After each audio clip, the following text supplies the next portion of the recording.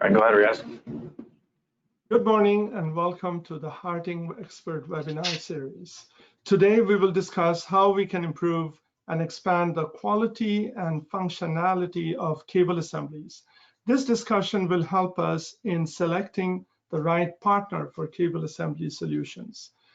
My name is Riaz Mohammed and I'm a Product and Applications Manager at HARTING North America.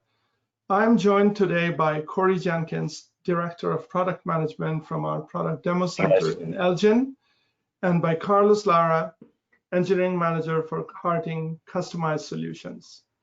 This presentation will run about 30 minutes, and at the end, we will have a Q&A session. You can submit your questions during the presentation via the question box in the side panel, and we will attempt to answer as many questions as possible. After the conclusion of this webinar, you will be sent a link to this presentation and any additional information you would request.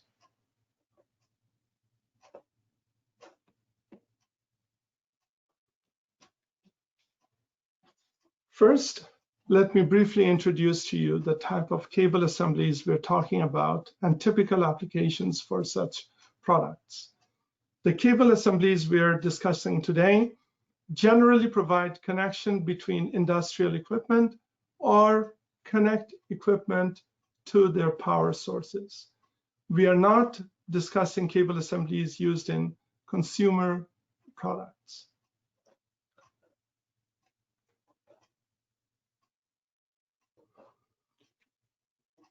So these cable assemblies are typically used and abused in challenging environments on a daily basis involving temporary or continuous water immersion or high pressure wash, exposure to toxic or corrosive chemicals such as machine oils, cleaning agents, temperature extremes, -50 to 125 C is quite common, direct exposure to sunlight and UV,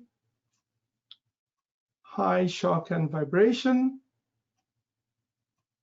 continuous flexing in robotic drag chain applications, and we can't forget about EMI and RFI from high voltage devices that these cable assemblies are nearby.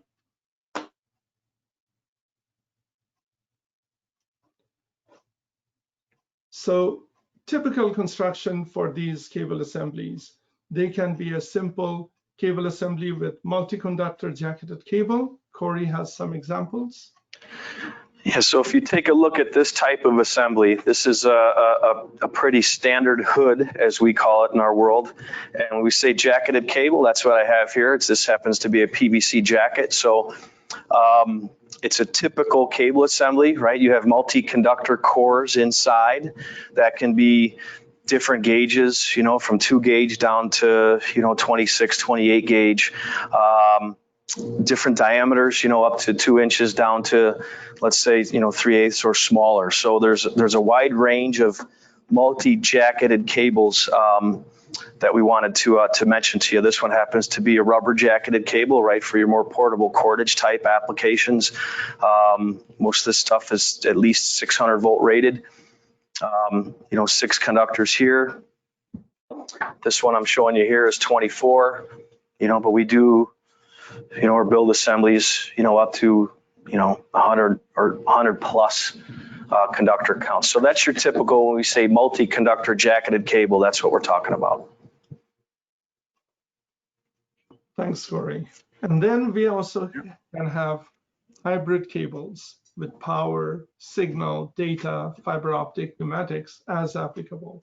And Corey has. Yeah, so here's another example in my hand here. You can see, instead of just being your multi-conductor cable, this cable is multi-conductor, but it also has, if you can look right inside there, there's some Ethernet and some power in the same assembly, right? This is your RJ45, and these are your power contacts. So it gets a little more complex, but this is also included in the scope that we're talking about today.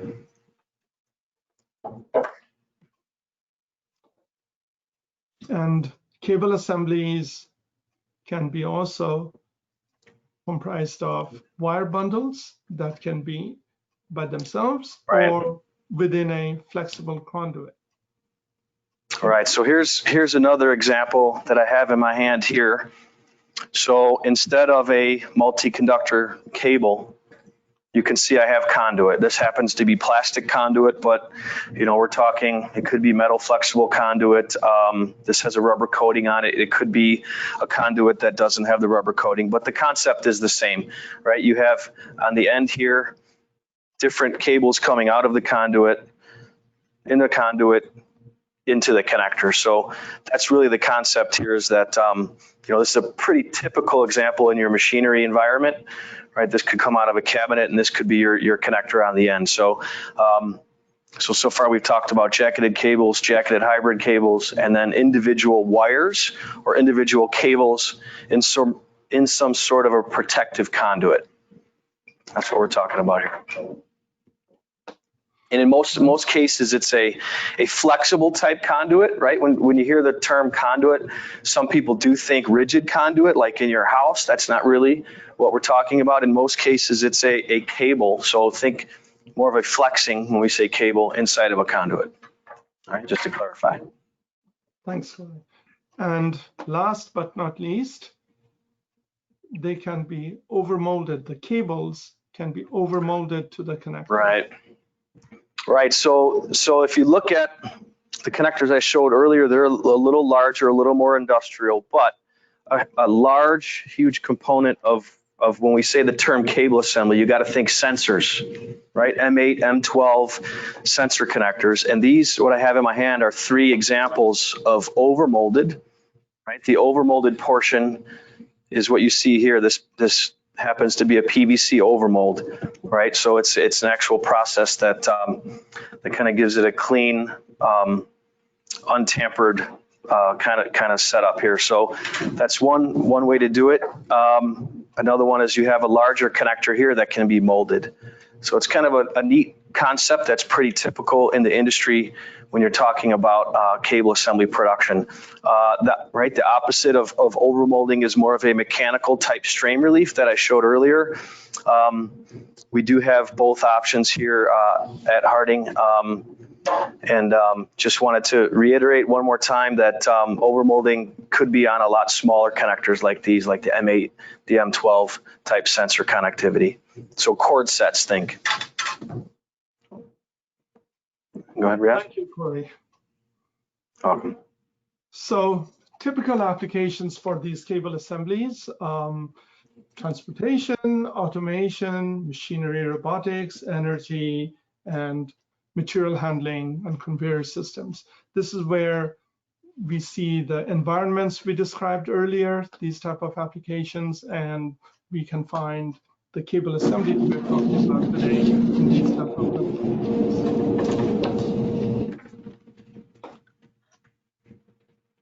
So we address the main topic of our webinar today, which is improving and expanding the quality and functionality of cable assembly solutions. So quality and function, these are at the heart of every product that HARTING produces, and they have key ingredients that our OEMs are looking for. So quality results in increased reliability, fewer field failures, and lower cost. Functionality, on the other end, implies integration, smart features, and standardization. And we'll discuss each of these topics in the next slide. But let me first check in with Carlos Lara. Thank you, Riaz. So quality is one of the 2 key topics covered by this webinar. Can you explain how we can improve and expand the quality of these cable assemblies used in the most challenging environments you described? Certainly. It can be done by taking ownership, first and foremost, taking ownership of the cable assembly design and integrating quality in the production process. Quality planning must include components, and subassemblies, as well as final assembly. That's critical. Workmanship standards such as IPC WHMA 620 must be followed, and UL approved cable assembly facility brings a higher level of quality and reliability to the table. HARTING follows the IPC WHMA 620 Class 3, and all our HARTING facilities are UL approved cable assembly shop. We will talk next about our work instructions. Work instructions play a key role in ensuring quality. HARTING uses detailed work instructions to ensure high level of workmanship and quality of components used in our cable assemblies. Our facilities are ISO 9001 certified. That means we do as we say, and we say what we do. In addition, we routinely work with our customers on specific quality requirements. So here is an example of our work instructions that we developed for a custom cable assembly. So as you can see, we have detailed instruction for crimp, for assembly, for final assembly of the wires and cable into the connector.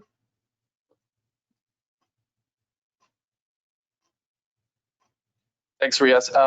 Let's discuss how the functionality of these assemblies can be improved and expanded. Before that, Carlos, there was one more topic I wanted to touch on, is testing. Testing is also integral to quality, and testing not only of the final assembly, but also in process is critical.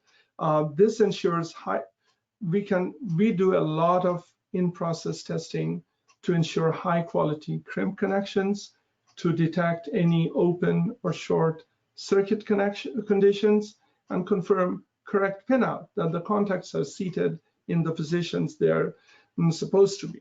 So we have automated test setup to do the high pot continuity testing, and we also have set up for doing crimp cross-section analysis.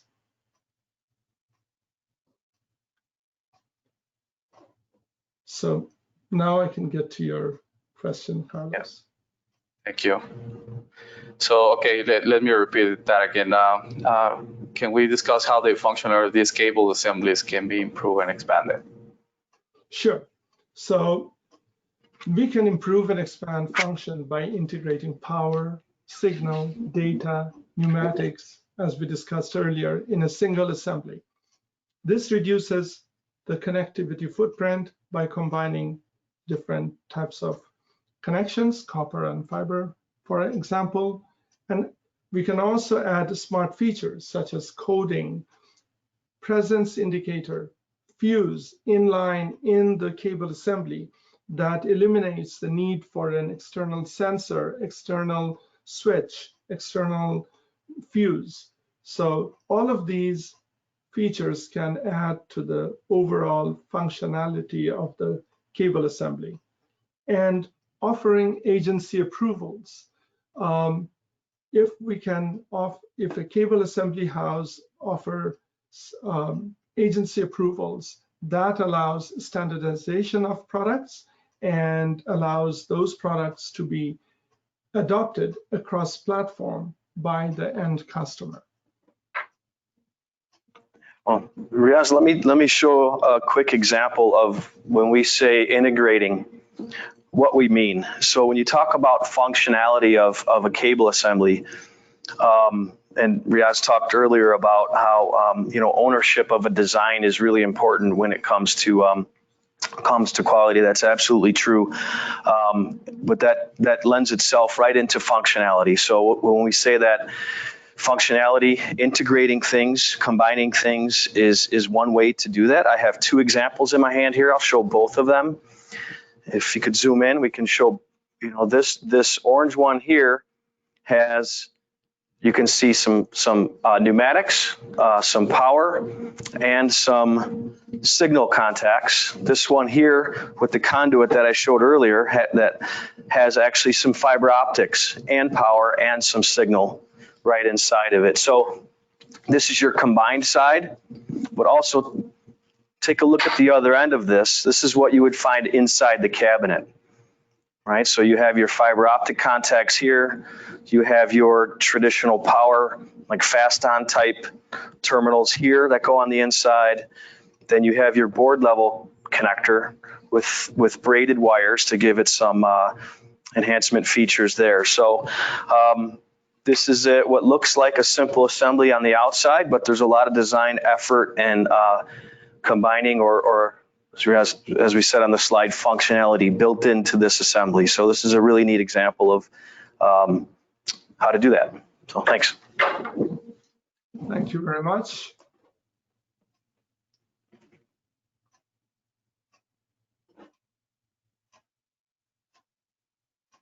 So now we'll entertain a few follow-up questions from Carlos Lara, our engineering manager. Carlos?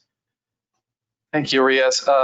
So one question for you. How can a cable assembly house add value over the life cycle of a product? So as Corey also just mentioned, we as a cable assembly supplier, we have to provide design and development support during the product design and development stages. This can be done by providing design concepts and connectivity options during product development, offering quick samples and prototypes, and performing testing and agency approvals for the customer. That is key to providing value, adding value during the product development process, during the design and development stages.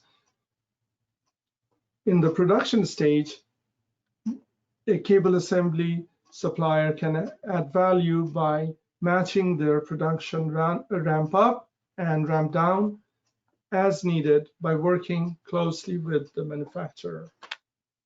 And for service and repairs, offering replacement assemblies after product EOL is critical. Oftentimes, our products go in capital equipment that are used for 20, 30 years. And it is critical for certain customers to have support for cable assemblies for a long time. And we can add value in that process as well, long after the product has been EOL'd. Okay, so what should we look for when selecting a cable assembly provider? So a cable assembly house should have the ability to provide design support, coordinate qualification testing, and agency approvals. They should also show the willingness and ability to work with production schedules. Those are the two key attributes. So in other words, we're looking for an engineered solution provider rather than a build-to-print shop, and a connectivity product manufacturer rather than a generic wire and harness shop. A connectivity product manufacturer brings the deeper understanding of the application and the options available to the OEM. So a provider should be able to support the project management parts of the development where applicable, provide CAD support, develop concepts, provide CAD models, support with prototyping and production, partner in the quality planning program as we discussed earlier, and then of course provide the logistics programs to support the production needs and the commercial needs of the OEM.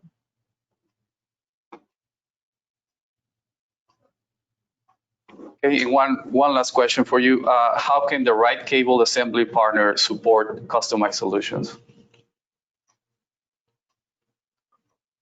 In one sentence, seamless integration in the product lifecycle process.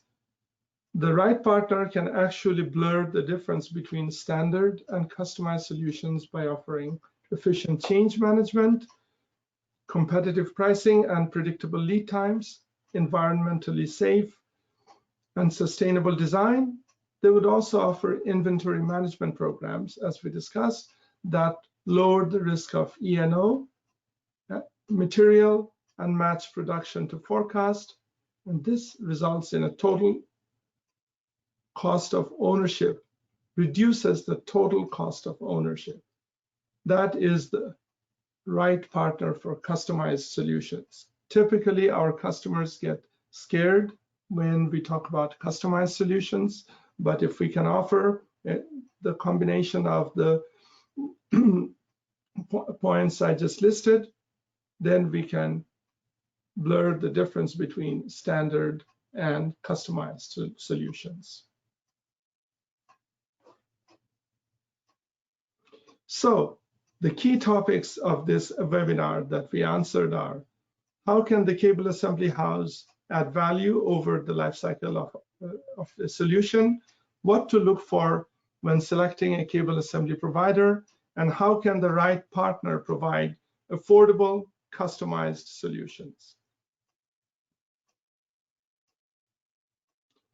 So now we will talk about HARTING customized solutions very briefly. We are an engine. We offer customized solutions, and we offer engineering and execution of customized solutions for cable assemblies and harnesses by modifying of our standard products where possible, or developing entirely new solutions. Flexibility, timeliness, and high quality of our solutions are hallmarks of HARTING solutions. And we are most effective when our solutions are based on HARTING products. With that said, we invite you to spend the next 3.5 minutes to watch a short video on HARTING customized solutions.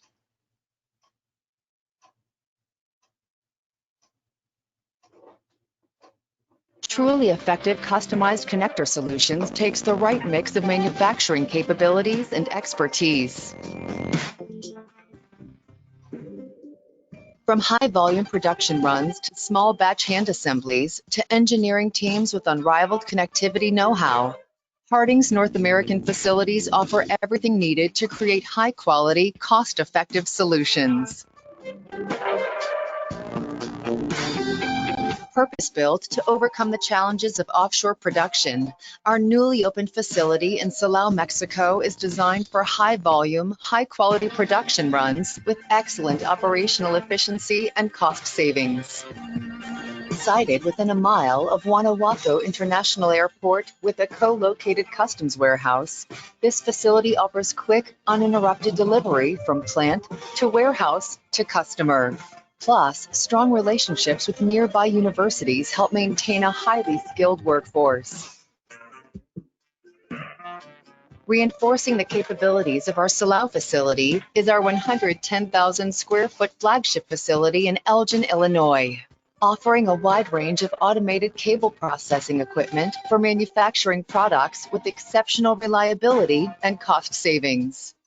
Our automated equipment can reduce the labor needed to measure, strip, cut, label, coil, and package a wide range of connectors by as much as 90% when compared to manual methods.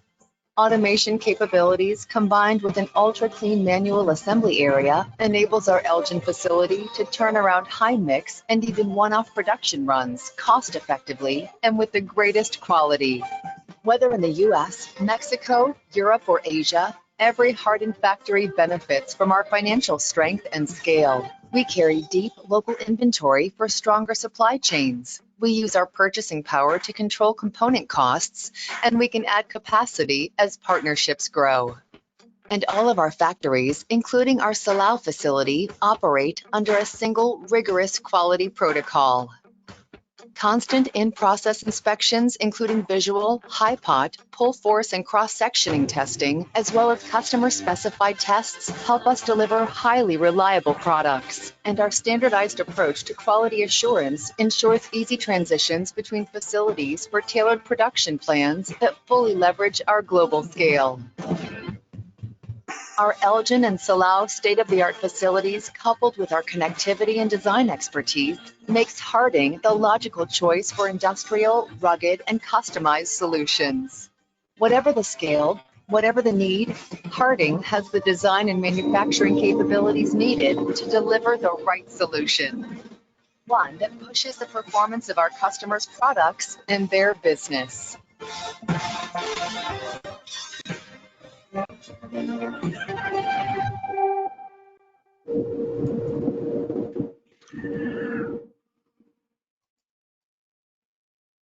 Hi, Corey. Do we have time for any questions? Absolutely. We actually had 3 questions come in. I'll go ahead and address the first one. The first question was related to overmolding. The question was, is an overmolded connector replaceable if and after it becomes compromised? And the quick answer to that is no. The advantages of an overmolded connector is that it's tamper-proof, right? That's one of the advantages, is that it's molded. So if this gets cut, so on and so forth, you then would replace this entire assembly. And that's, in most cases, actually what the OEM would want. They don't want their end users replacing or repairing an overmolded connector. So the answer to that question is no if the molding is compromised. So that's a pretty quick answer there. Give me 1 second here. So the next question that came in is actually how do you guys ensure that it's a good crimp quality? So you said that that's important. How do you do that? Okay, so crimp quality we ensure by developing a proper crimp height for a specific wire size. So whenever we are dealing with a new wire size, our manufacturing engineering work on developing a proper optimal crimp height that provides a gas tight interface. That means there's no void, interconnecting void in the crimp area, and also provides proper crimp tensile strength for the conductor. So if you pull on the conductor, it should not come out. And some of that is laid out, the pull force requirements are laid out in the IPC WHMS standards. Yep. So we develop the crimp height, and then during production, at every setup or changeover, we perform a micro cross-section of the crimp to check for voids to ensure that we do have that gas tight interface. And also we perform a pull test to verify crimp strength. That's how we verify crimp quality. Good, thank you. One other question was about your comments about UL. So the actual question is, what's the typical UL approval process for cable assemblies? So the UL cable assembly approval process can get quite confusing sometimes or lengthy, mainly because on the cable assembly manufacturer side, we always don't have the big picture of how or where this product is used, what is the requirement. So we spend a lot of time with our customer to determine what is the right category, UL approval category for their product. It takes a bit of a discovery process, and then once we identify that product approval category, could be an ELBZ, PQUR, PVPA. These are categories where our products are listed. Once we understand that, then we engage with our contacts at UL to understand what would be the testing requirement for this approval. And there we can sometimes have advantage if there are significant HARTING content in that assembly, then because we have HARTING product that are UL recognized or UL listed, that have been previously evaluated already, and we can take advantage of that. Once all of that is understood, it's an iterative process. Once all of that is understood, we build and submit samples for UL. And this process generally takes 12 to 14 weeks, but this is quite familiar with us, and we make it very easy and as transparent as possible to our customers. Yeah. One other point to add to that is the question was about UL approval process. So the terminology itself can be confusing to a lot of people. Sometimes I would say 99% of the applications, an assembly with UL recognized components is acceptable, right? So if the cable is listed, the connector is recognized, and it's done with the UL wire harness shop, that's acceptable enough. So not all assemblies need to be sent for a listing. Listing is like one step above a recognition, but it does take more time, money, and effort. That being said, what I have in my hand here is a UL listed assembly that is typical in like your motor connection type applications. So think conveyor systems, interlogistics, that type of market, that they do require a listing. So just to reiterate what Riaz said, we are familiar with UL. We understand the difference of recognition versus a listing, and kind of which markets need what, because it is a confusing landscape that we have experience in. So just to mention that. So I think that was the last question. So I'll send it back to you, Riaz. Thanks, Corey, and I think we're doing quite well on time as well. So thank you very much for attending the webinar. Our contact information will be in the follow-up email along with the link for the recording of this webinar. If you have any additional questions, feel free to contact myself, Corey, Carlos directly, and have a nice day.